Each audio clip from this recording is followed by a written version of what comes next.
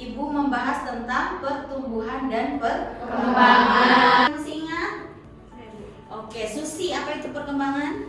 Bahwa pertumbuhan itu berdasarkan angka, ya, berdasarkan kuantitatif jumlahnya, berat badannya. MS-nya mana yang laki-laki? Oke, warna biru ya. Yang perempuan? Oke, yang warna biru. Oh, 3 bulan, berarti di 3 bulan isinya, ya. Ada di sini? Nah, ini ya. Bukunya dikumpulkan minggu depan. Bisa? Bisa. Assalamualaikum warahmatullahi wabarakatuh. Sampurasun, salam sejahtera untuk kita semua. Perkenalkan, nama saya Bidan Maria Ulpah Jamil, Sarjana Sains Terapan, Magister Terapan Kebidanan, dosen di Program Studi Diploma 3 Kebidanan Universitas Bakti Kencana, sekaligus dosen pengampu mata kuliah Asuhan Kebidanan Neonatus, Bayi, Balita, dan Anak Prasekolah. Video ini disusun sebagai bagian dari pernyataan diri dosen dalam unjuk kerja Tridharma Perguruan Tinggi pada sertifikasi dosen gelombang 1 tahun 2026. Melalui video ini, saya menampilkan implementasi pelaksanaan Tridharma Perguruan Tinggi khususnya pada aspek pendidikan dan pembelajaran. Deskripsi mata kuliah ini memberikan kemampuan kepada mahasiswa untuk melakukan asuhan pada neonatus, bayi, balita, dan anak prasekolah yang didasari pengetahuan, sikap, dan keterampilan. Kemampuan yang diharapkan, yang pertama, mahasiswa mampu mendeskripsikan adaptasi bayi baru lahir, tahapan, serta kebutuhan tumbuh kembang bayi, balita, dan anak prasekolah. Kedua, mahasiswa mampu melakukan deteksi tumbuh kembang bayi, balita, dan pemantauan tumbuh kembang bayi dan balita serta stimulasi. Yang ketiga, mahasiswa mampu memahami konsep asuhan, neonatus, bayi dan balita dan melaksanakan home care pada bayi baru lahir. Yang keempat, mahasiswa mampu memahami asuhan pada neonatus dengan masalah dan jejas persalinan. Yang kelima, mampu memahami asuhan pada neonatus dengan kelainan bawaan dan asuhan pada neonatus dengan risiko tinggi. Yang keenam, mahasiswa mampu melakukan pendokumentasian. Materi pembelajaran pada asuhan kebidanan neonatus, bayi, balita, dan anak prasekolah, konsep dasar neonatus, bayi, balita, dan anak prasekolah, konsep tumbuh kembang, kebutuhan dasar neonatus, bayi, dan balita, kebutuhan dasar neonatus bayi dan balita yang di dalamnya ada imunisasi, rawat gabung, peran bidan dalam asuhan neonatal dan asuhan primer. Konsep tumbuh kembang di lingkup keluarga, pemantauan tumbuh kembang neonatus bayi dan balita, asuhan pada neonatus bayi balita sesuai evidence base, asuhan pada neonatus bayi balita dan prasekolah dengan penyulit dan komplikasi, asuhan pada bayi dengan jejas persalinan, kelainan bawaan pada bayi, asuhan pada bayi dengan risiko tinggi dan penata laksanaannya, asuhan keluarga pada bayi, balita, dan prasekolah, perawatan home care, serta pendokumentasian asuhan kebidanan neonatus, bayi, balita, dan prasekolah. Metode pembelajaran pada asuhan kebidanan neonatus, bayi, balita, dan prasekolah melalui yang pertama, perkuliahan atau discovery learning, studi kasus, praktikum atau contextual learning, dan problem based learning. Sedangkan komponen penilaian pada mata kuliah asuhan kebidanan neonatus, bayi, dan balita prasekolah, yang pertama kehadiran, yang kedua kuis, yang ketiga tugas individu, yang keempat tugas kelompok, yang kelima UTS, yang keenam UAS, dan yang ketujuh praktikum. Berikut adalah video proses pembelajaran pada mata kuliah asuhan kebidanan neonatus, bayi, balita, dan anak prasekolah pertemuan 6 dengan materi pemantauan tumbuh kembang balita dengan KMS. Assalamualaikum warahmatullahi wabarakatuh. Waalaikumsalam warahmatullahi wabarakatuh. Sampurasun. Sampes. Oke, baik. Apa kabar semuanya? Alhamdulillah luar biasa. Allahu Akbar. Oke ya, teman-teman, hari ini kita akan perkuliahan di mata kuliah asuhan kebidanan neonatus, bayi, balita, dan anak prasekolah. Kalian ingat sekarang pertemuan berapa? 6. Oke, pertemuan 6. Sebentar lagi akan ujian tengah semester ya kalau sudah pertemuan 6. Baik, sebelum kita memulai perkuliahan, kita akan berdoa dulu supaya apa yang kita dapatkan dan apa yang kita laksanakan bermanfaat dan nantinya akan menjadi ilmu yang berkah buat kita ya. Berdoa dimulai.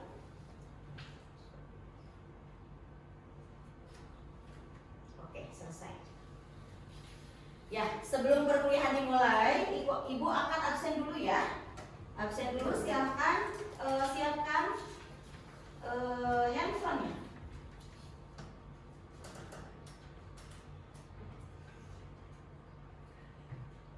Baik. Oke. Aman? Aman ya? Sudah? Sudah. Nah, pada pertemuan ke-6 ini kita akan mempraktekkan ya tentang pemantauan pertumbuhan dengan KMS. Tapi sebelum mempraktekkan itu, nanti ibu akan memberikan dulu materinya bagaimana caranya mengisi kartu menuju sehat itu. Oke, masih ingat pertemuan minggu lalu? Ibu membahas tentang pertumbuhan dan perkembangan. Apa itu pertumbuhan? Ada yang masih ingat? Oke, Maria, apa itu pertumbuhan? Proses bertambahnya ukuran fisik dan struktur tubuh. Oke, bagus ya, masih ingat ternyata ya apa yang ibu berikan. Sekarang, apa itu perkembangan? Ada yang masih ingat? Oke, Susi, apa itu perkembangan? Perkembangan merupakan bertambahnya kemampuan dan keterampilan anak pada aspek motorik kasar, halus, bahasa, sosial, ekonomi, sosial, kognitif sesuai dengan usia. Tahapan usia. Oke, good ya. Bagus, betul ya apa yang dikatakan tadi Maria, apa yang dikatakan juga Susi. Kategori pertumbuhan itu apa aja yang dipantau? Oke. Pertama ada tinggi badan, berat badan, terus lingkar kepala dan lingkar dada. Oke, jadi betul apa yang dikatakan tadi Maria, pertumbuhan itu apa, yang dikatakan Susi juga perkembangan itu apa, betul apa kata Devi. Kalau tumbuh itu berarti berat badannya menambah, tinggi badannya juga bertambah, lingkar kepalanya juga bertambah. Jadi artinya tumbuh itu secara angka kuantitatif. Kalau perkembangan itu secara perkembangannya, ada motorik kasarnya dan ada motorik halusnya ya. Jadi kesimpulannya untuk pertumbuhan dan perkembangan sudah dimengerti? Sudah. Untuk sekarang kita akan sampai ke pertemuan ke-6 yaitu ini ya. Pemantauan tumbuh kembang balita dengan KMS, kartu menuju sehat ya. Kartu menuju sehat ini adalah salah satu panduan untuk melihat pemantauan pertumbuhan. Ingat ya, ini untuk KMS ini hanya untuk pertumbuhan. Tapi ada sedikit juga di perkembangannya. Cuman perkembangannya nanti kita akan bahas minggu depan melalui SDI DTK. Jadi sekarang kita pemantauan dulu yang KMS. Oke? Nah, tujuan pembelajaran hari ini apa sih? Kita mau dapat apa dari pembelajaran ini? Ya, ini mahasiswa mampu melakukan deteksi tumbang bayi balita dan pemantauan tumbuh kembang bayi dan balita serta stimulasi. Ya, KMS dan SDI DTK itu salah satu alat untuk mengukur pertumbuhan dan perkembangan si bayi balita. Ya. Oke, kemarin kita bahas bahwa pertumbuhan itu dipantaunya adalah setiap bulan. Ya, setiap bulan si bayi tersebut, si balita tersebut ditimbang berat badannya, diukur tingginya, ya. Kalau misalkan umur 0 sampai 2 tahun itu atau 24 bulan itu dikatakannya panjang badan. Karena kebanyakan kan belum bisa berdiri ya. Nah, tapi kalau 24 bulan ke atas itu biasanya pengucapannya itu tinggi badan. Si anak kan sudah bisa berdiri ya. Jadi tingginya sudah bisa dilihat. Tapi kalau misalkan kurang dari 24 bulan, misalkan ada yang belum bisa jalan, nah itu pengucapannya panjang badan ya. Oke. Nah,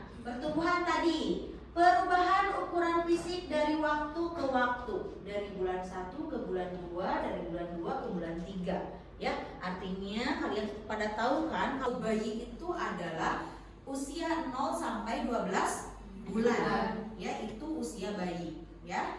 Masih ingat kan? Baik dari segi dimensi. Bagaimana segi dimensi itu? Berat badannya menambah, tinggi badannya menambah, lingkar kepalanya menambah, lingkar dadanya juga menambah. Itu segi dimensi, bisa diukur ya, artinya dimensi itu bisa diukur. Terus proporsi. Proporsi itu apa, Bu? Nah, misal ketika lahir si kepala bayi itu hampir sama dengan tubuhnya ya, tapi waktu ke waktu si proporsi itu berubah ya, badannya membesar, si kepalanya membesarnya nggak seperti badannya. Coba lihat kalian nanti ya praktek di rumah sakit, bayi yang baru lahir dengan bayi usia 4 bulan akan beda proporsi ya. Itulah kenapa pertumbuhan itu ada proporsi. Selanjutnya komposisi. Nah, si komposisi ini dari tubuhnya yang misalkan cuma 3.000 gram bertambahlah jadi 4.000 gram, jadi 5.000 gram, itulah komposisinya bertambah. Itu artinya apa? Bahwa pertumbuhan itu berdasarkan angka ya, berdasarkan kuantitatif jumlahnya, berat badannya, tinggi badannya menambah. Pada manusia ukuran fisik tubuh disebut juga dengan istilah antropometri. Antropometri itu salah satu ukuran yang dilakukan oleh tenaga kesehatan untuk memantau pertumbuhan. Oke, sampai sini mengerti? Kita lanjutkan ya. Nah, fungsi KMS. Fungsinya yang pertama adalah fungsi ilmiah sebagai alat takis anak dengan gangguan pertumbuhan berdasarkan kecukupan kenaikan berat badan. Oke, tiap bulan ditimbang. Bulan pertama itu 3.200 gram. Oke, nanti ke bulan kedua. Bulan kedua berapa ya? Bulan ketiga berapa ya? Itu alat takis pemantauan. Jadi dipantau tiap bulannya apakah berat badannya bertambah ataukah malah berkurang. Kalau misalkan bertambah, oh kita kasih acungkan jempol sama ibunya. Tapi ketika kurang, apa yang harus kita lakukan? Nah, kita akan deteksi dini ya. Deteksi dini bagaimana, kenapa pertumbuhan ini tidak bertambah ya. Selanjutnya fungsi edukatif. Fungsi edukatif ini alat bantu menjelaskan kepada ibu tentang pertumbuhan anak. Si ibu datang membawa bayinya, membawa balitanya, ditimbang. Ibu, anak ibu sudah dilakukan penimbangan. Ternyata dari bulan 1 ke bulan 2 sekarang itu bertambah. Bertambahnya berapa Bu Bidan? Bertambahnya 300 gram atau misalkan 200 gram. Oh bagus, berarti ASI-nya bagus. Ya, itu yang namanya apa? Yang namanya fungsi edukatif. Terus di sananya tindak lanjutnya apa? Ketika si bayi berat badannya kurang dari bulan pertama ke bulan kedua ke bulan ketiga, apa yang harus dilakukan? Apa tindak lanjut yang akan dilakukan oleh seorang bidan? Ya, atau tenaga kesehatan. Ya, intinya kartu menuju sehat ini memberikan edukasi kepada orang tua. Ya. Selanjutnya, fungsinya apa? Fungsi recording, mencatat jenis pelayanan kesehatan dasar yang diterima. Nanti kita lihat KMS-nya apa isinya. Kegunaan KMS tadi, kegunaan KMS kalau tadi fungsi dan kegunaan itu hampir sama. Kalau fungsinya lebih ke umum, fungsinya apa? Kalau kegunaan, gunanya untuk siapa saja KMS ini ya. Yang pertama gunanya untuk balita, alat deteksi dini pertumbuhan balita. Untuk apa? Untuk menapis dan mencegah terjadinya masalah. Kalau misalkan ada permasalahan ke balita atau bayi, sedini mungkin kita bisa deteksi. Oh iya, si bayi ini perlunya apa? Oh iya, balita ini perlunya apa? Ya, kalau misalkan sudah sakit, kayak diare atau demam, bisa saja kan si balita ini atau si bayi ini turun berat badannya. Ya, bagaimana antisipasinya? Ya itu di KMS ini dideteksi dini, ya. Selanjutnya buat siapa? Bagi orang tua, memberikan penyuluhan tentang asuhan dan pemberian makanan balita. Makanya kenapa kartu menuju sehat itu dibikin semenarik mungkin Supaya apa? Supaya masyarakat atau si ibu yang punya bayi atau ibu balita mau membacanya. Biasa kan kalau misalkan warna-warni mah kita pengen membaca, pengen melihat. Ya intinya membaca aja, si ibu tahu oh bahwa anak saya itu harus apa? Harus ditimbang tiap bulan. Oh bahwa anak saya itu harus diukur tinggi badannya tiap bulan. Supaya apa? Supaya dilihat pertumbuhannya bagaimana. Apakah pertumbuhannya meningkat ataukah menurun? Itu untuk orang tua. Selanjutnya bagi kader kesehatan. Ibu kenapa untuk kader kesehatan? Biasanya menimbang atau mengukur tinggi badan itu biasanya ke posyandu. Ya, tiap bulan itu ada posyandu. Mau bidan, mau perawat, ya. Di posyandu itu ditimbang berat badannya, diukur tinggi badannya, lingkar kepalanya, vitamin A pemberiannya di posyandu. Terus distimulasi di posyandu.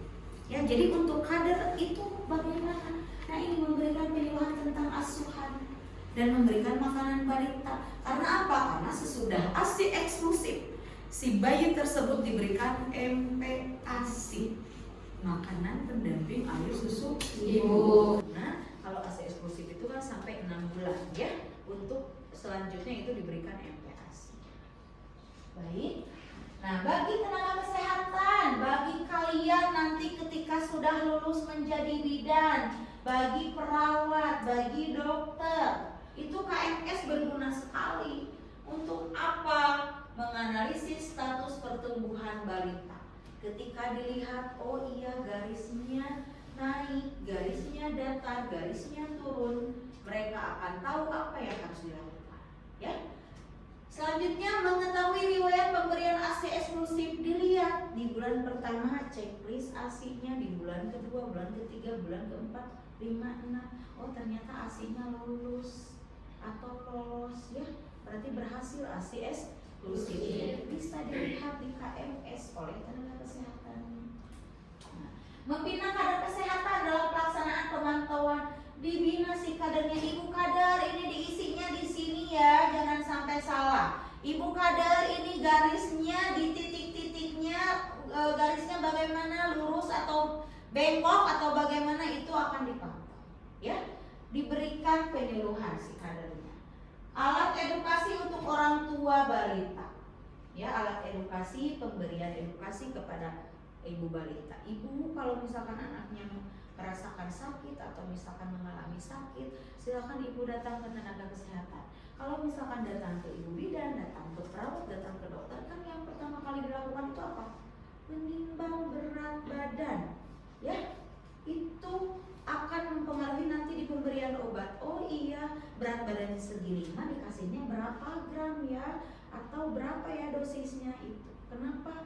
Berat badan harus diukur, harus ditimbang. Oke? Nah, ini KMS, ada yang warna biru, ada yang warna pink. Kalian sudah bisa menjawab. Kalau biru untuk siapa? Kalau yang pink untuk perempuan. Ya, KMS itu warna biru untuk laki-laki, warna pink untuk perempuan. Ibu, kenapa KMS kok bisa berbeda warnanya antara laki-laki dan perempuan? Karena pertumbuhan laki-laki dan perempuan juga berbeda. Ya. Konon katanya laki-laki itu lebih cepat pertumbuhannya daripada perempuan. Itu bisa dibuktikan? Bisa. Buktikan saja oleh kalian, ya, bahwa memang laki-laki itu lebih cepat pertumbuhannya. Oke, ini untuk laki-laki, ini untuk perempuan, ya. Selanjutnya kita akan langkah pengisian KMS. Oke, kemarin ibu suruh kalian untuk membawa kartu menuju sehatnya. Sudah pada dibawa? Sudah. Ada yang tidak bawa? Siapa? Ada yang tidak bawa? Aduh, 1, 2, 3, 4, 5. Ini kenapa yang tidak bawa? Simpa kenapa? Lupa ketinggalan di kosan. Ketinggalan, ya rusuh dah ya. Ke kampusnya suka gitu. Ada lagi yang enggak bawa? Banyak ya, 5 orang ya tadi ya. Oke, nanti silakan yang tidak bawa KMS-nya coba tengok KMS punya temennya ya. Jadi bisa ditengok. Sekarang kita akan langsung praktekkan. Ibu menjelaskan, nanti langsung praktekkan ya. Jadi biar biar langsung kalian praktekkan, biar langsung kalian tahu. Udah dibuka KMS-nya? Oke, silahkan. Yang perempuan, yang laki-laki, yang perempuan ada? Punya? Yang laki-laki juga ada ya? Oke, ini ya, langkah pertama memilih KMS sesuai jenis kelamin. Oke, ada yang laki-laki, acungkan si KMS-nya mana yang laki-laki? Oke, warna biru ya. Yang perempuan? Oke, yang warna pink. Sudah ya, kalian pilih ya. Berarti yang milih KMS pink berarti perempuan, yang KMS biru berarti laki-laki. Nih, memastikan identitas balita sesuai halaman depan pada buku KIA. Oke, lihat di depannya. Kita fokus ke kartu menuju sehatnya, KMS-nya. Yang pertama, lihat di halaman depan ada nama. Oke, silakan isi sesuai dengan keinginan. Namanya mau Adi, mau Andra, mau Indra, mau Putri, mau Ananda, boleh ya. Reina, Reina lahirnya bulan apa? Bulan Desember. Oke, berarti catat di sini Desember ya. Berarti sekarang bulan keberapa ya? Oke, yang belakang gimana, sudah diisi? 400 atau 3000 ya. Jadi jangan pakai kilo, pakainya gram ya. 3400. Ini misal 3800. 3800, ini 4400. Oke, kita lanjutkan menentukan status pertumbuhan anak. Ya, status pertumbuhan anak dapat diketahui dengan dua cara, yaitu yang pertama menilai garis pertumbuhannya. Tadi dilihat garisnya dari bulan pertama, kedua, ketiga, keempat, kelima dan seterusnya. Apakah naik, apakah datar, apakah turun? Ya, kita akan mengetahui status pertumbuhannya. Yang kedua apa? Atau menghitung kenaikan berat badan anak dibandingkan dengan kenaikan berat badan minimum. Oh maaf tadi ya, KBM itu kenaikan berat badan minimum. Maaf ibu lupa ya, minimum bukan maksimum. Jadi dilihat ya, dari bulan pertama naiknya 200 gram, dari bulan kedua ke bulan ketiga naiknya 400 gram misalkan. Nah itu dilihat di sana ada ya, KBM-nya berapa, coba lihat. Ya, di bulan pertama itu ada KBM-nya 800 gitu ya, 900 ada di sana. Jadi berapa minimal? Tindak lanjut hasil penimbangan ini ya, berat badan naik. Anjurkan kepada ibu untuk mempertahankan kondisi anak. Ibu, anaknya bagus, naiknya juga enggak terlalu naik yang banyak. Ya, garisnya ini bagus sesuai dengan usianya, sesuai dengan berat badannya, ada kenaikannya. Berikanlah pujian kepada si ibunya ya kalau berat badan naik. Selanjutnya apa? Selanjutnya kalau misalkan berat tidak naik, tanyakan dan catat keadaan kesehatan. Ibu, kenapa anaknya berat badannya kurang? Oh iya Bu Bidan, kemarin itu diare 3 hari Bu Bidan, jadi turun. Oke, kita akan tahu ya, dan catat. Nah, terus berikan penjelasan tentang kemungkinan penyebab berat badannya.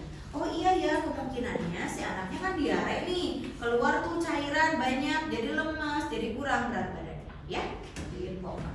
Selanjutnya rujuk anak ke tenaga kesehatan atau puskesmas atau poskesdes terdekat. Kalau misalkan dirasa si anaknya itu sakitnya itu agak parah atau misalkan ini udah diarenya udah lebih dari 3 hari nih gitu ya, rujuk aja. Karena apa? Karena takutnya nanti ke berat badannya turun drastis ya.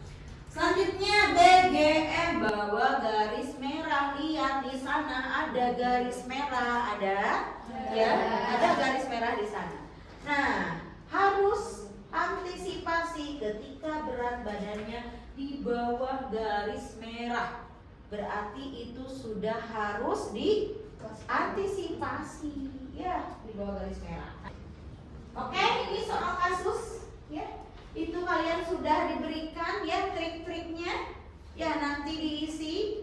Bagi yang tidak bawa, nanti mengisi ini ya, mengisi soal kasus ini. Nanti kalian ibu tugasin minggu depan harus sudah dibawa, harus punya KMS-nya masing-masing. Ibu sudah jelaskan bagaimana cara mengisinya, bagaimana menyatukan si titik-titik-titiknya.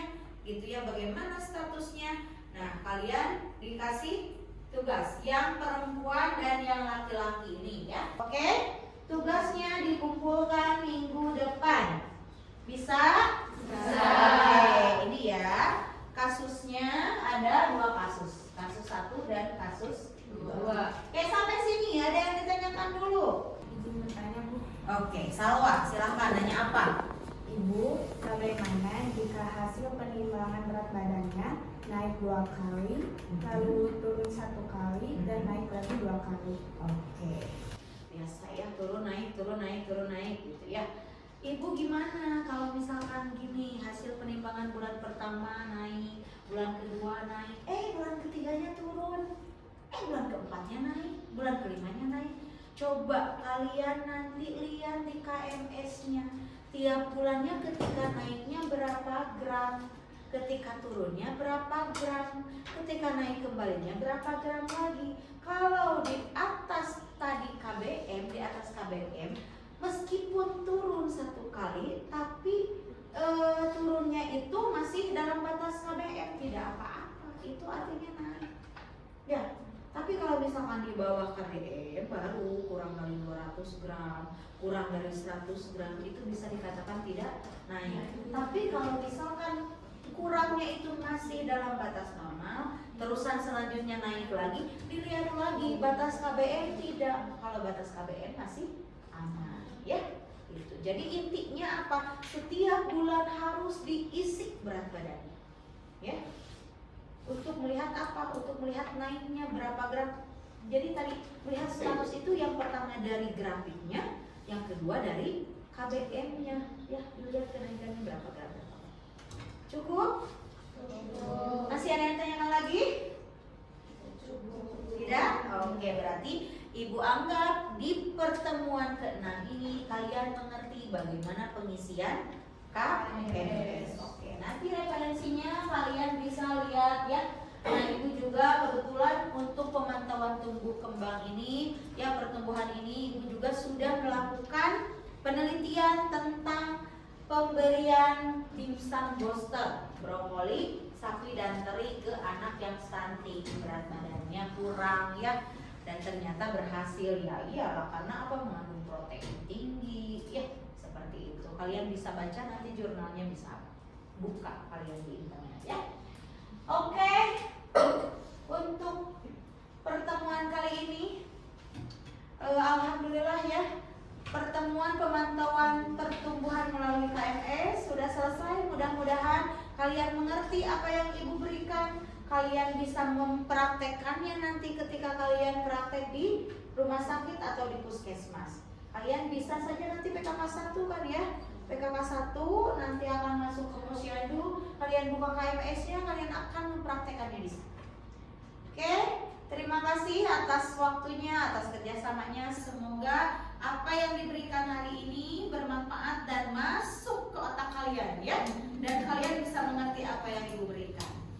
Oke, wassalamualaikum warahmatullahi wabarakatuh. Waalaikumsalam warahmatullahi wabarakatuh.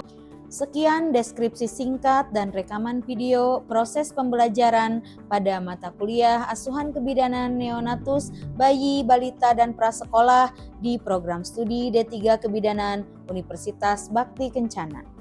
Video ini digunakan sebagai salah satu syarat penyusunan dokumen pernyataan diri dosen dalam unjuk kerja Tridharma Perguruan Tinggi atau PDD UKT-PT Sertifikasi Dosen Gelombang 1 tahun 2026.